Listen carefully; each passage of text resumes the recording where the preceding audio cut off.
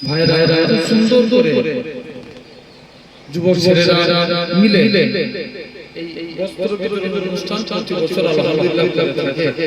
আল্লাহ এই বছরও করিয়েছেন, একসঙ্গে মিলে বলি আলহামদুলিল্লাহ। শুধু তাই নয়, আমরা লক্ষ্য করি নবী বলছেন যে রমজান মাসে আমার আল্লাহর উদ্দেশ্যে একটা বস্তু দান করবে আল্লাহ তাকে অধিক সওয়াব দিয়ে থাকে। এরকম ভাবে তাকে নামাজে যারা নামাজি বান্দা হবে আল্লাহ তাকে তার জন্য যে আল্লাহর রাস্তায় একটা বস্তু দান করবে রমজান মাসে জান্নাতের প্রতিটা দরজা তাকে ডাকতে থাকবে, তুমি আমার দরজা দিয়ে আল্লাহর জান্নাতে প্রবেশ করবে। যারা নামাজি হবে নামাজি দরজা তাদেরকে বলতে লাগবে আল্লাহর নামাজি বান্দা তুমি আমার দরজা দিয়ে আল্লাহর জান্নাতে প্রবেশ করো। যারা রোজাদার এদেরকে রায়্যান নামক দরজা দিয়ে ডাকা হবে। যারা মুজাহিদ হবে তাদেরকে জিহাদকারী নামক দরজা দিয়ে এরকম ভাবে বান্দাকে ডাকা হবে।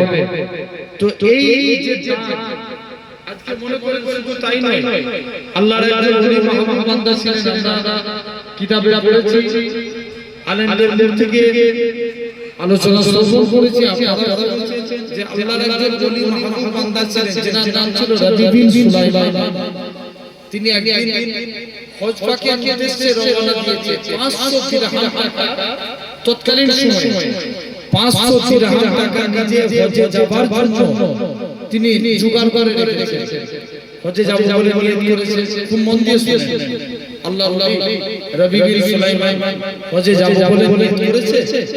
তো হজে যাচ্ছেন, পুরো সব রেডি। যেতে তিনি রাস্তায় দেখলেন একটা মহিলা বরখা পরে অবস্থায়, মানে মহিলাটা বরখা পরে আছে।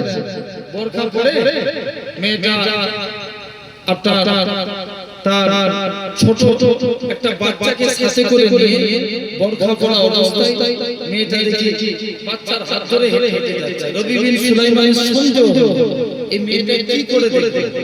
আস্তে আস্তে করে রাবি বিন সুলাইমান ওই মহিলার কাছে গেলেন।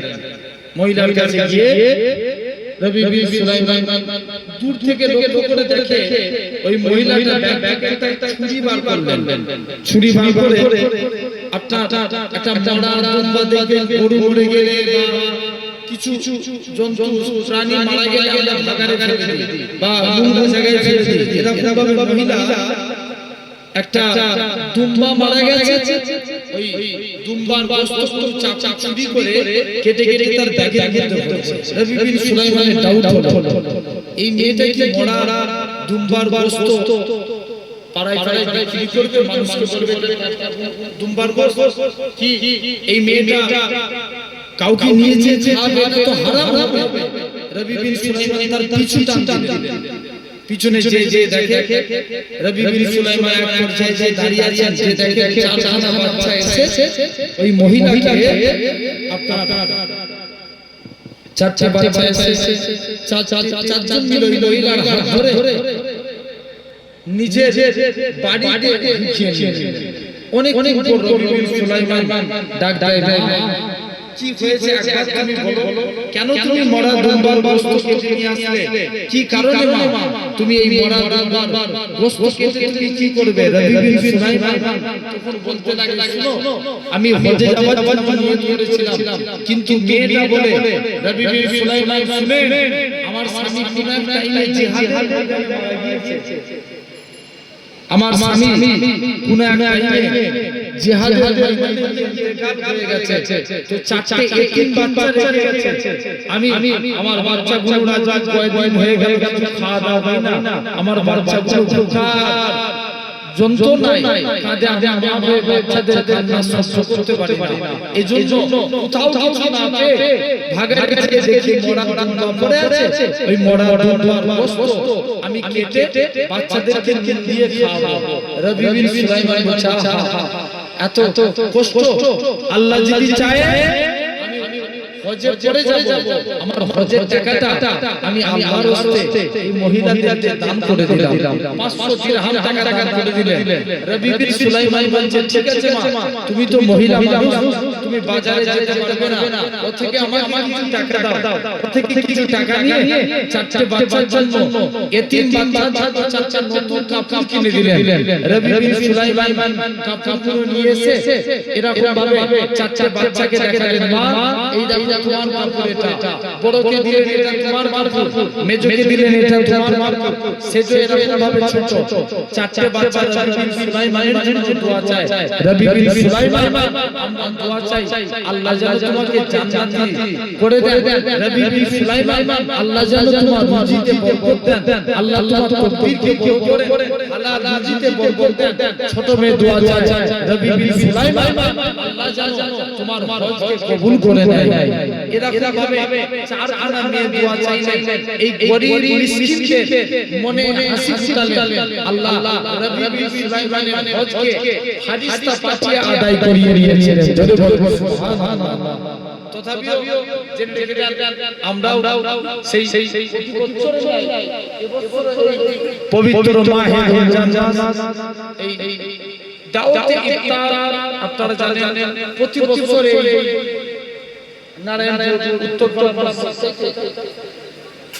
এটা এই জামে মসজিদের প্রতিদিন একদম আপ টু পয়লা রমজান থেকে আপনার 30 রমজান পর্যন্ত দাওয়াতে ইফতার মানে ইফতারের মাহফিল হয়, ইফতারের মাহফিল হয়। কিন্তু আলহামদুলিল্লাহ মসজিদ হবে, কিন্তু তার আগে এই যে যুবক ভাইদের কর্মসূচি আপনারা দোয়া করেন এবং যারা মাইকের আওয়াজ শুনতে পাচ্ছেন আপনারা অন্তত কিছু টাইম হলেও এদের এই জায়গায় এসে বসে ভাইগুলোকে সাহায্য নয় একটা জাস্ট ভরসা যে আগামীতে যেন এরা আরো বড় হতে পারে এবং আরো মানুষের পাশে এবছর 150 দিয়েছে, আগামী বছর 200 হবে, আল্লাহ চাইলে আগামী বছর 200 হয়েছে, তারপর বছরে 300 হবে। এরকম দিকে দিকে বাড়াবে, কারণ গরীব মিসকিনদের পাশে দাঁড়ালে আমার আল্লাহ খুশি হয়। দান করাটা কোনো বড় নিয়ামতের একটা জিনিস, কারণ যত বেশি দান করব আল্লাহ তত বেশি বরকত দিতে লাগে। তথাপিও আমার ভাইরা এই সুন্দর মাহফিলকে কবুল করে নেন। প্রতি বছর আমি হয়তো একদম বিশ্বাস করে দেখবেন কোনো বিনা স্বার্থে আজকে ছেড়ে এই নারায়ণপুর উত্তরপাড়া একটা যুবকদের সঙ্গে আমাদের দুদিন ধরে একটা ভালোবাসা মহব্বত অনেক বহু দূরের রাস্তা, তারপরে হয়তো গতকাল আমার বাড়িতে একটা অনুষ্ঠান ছিল এবং প্রোগ্রাম জলসা ছিল, সারা রাত প্রায় অনেকটা হয়ে গেছে, ঘুম থেকে উঠতে পারি তাড়াতাড়ি করে জোহরের নামাজ আমাদের বারবার আস্তে আস্তে দেরি হয়ে যায়। তথাপিও আল্লাহ কবুল করে নেন এবং বিশেষ করে এই সুন্দর মাহফিলকে আল্লাহ কবুল করেন। আল্লাহ আমাদের এই পবিত্র অনুষ্ঠানকে কবুল করে নেন, এই অনুষ্ঠানকে কবুল করে আল্লাহ যেন কিয়ামতের দিন এটা এই যুবক ভাইদের জন্য নাজাতের ওসিলা করে দেন এবং এই নারায়ণপুর উত্তরপাড়ার মানুষদের জন্য একটা নাজাতের জারিয়া করে দেন। সকলে বলি আমিন। আল্লাহ আমাদের সকলকে কবুল করে নেন, সকলকে আল্লাহ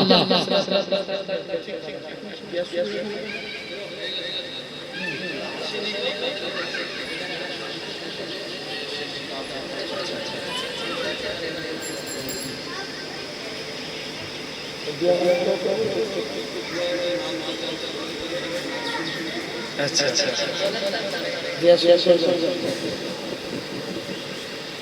আচ্ছা আচ্ছা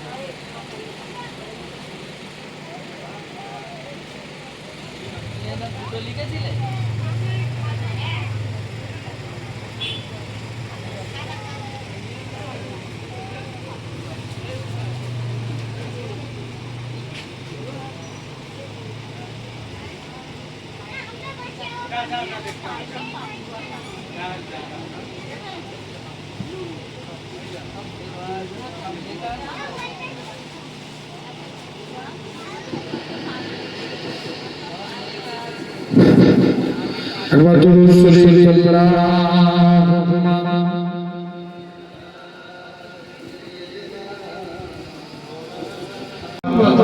ইল্লা বিল্লাহ আল্লাহুম্মা আমিন রব্বুল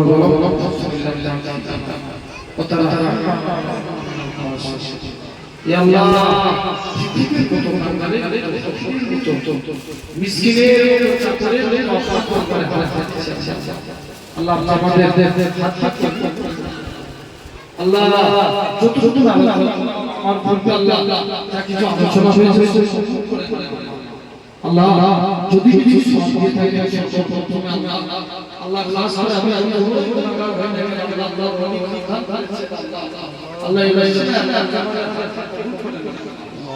আল্লাহ খাস করে যদি কিছু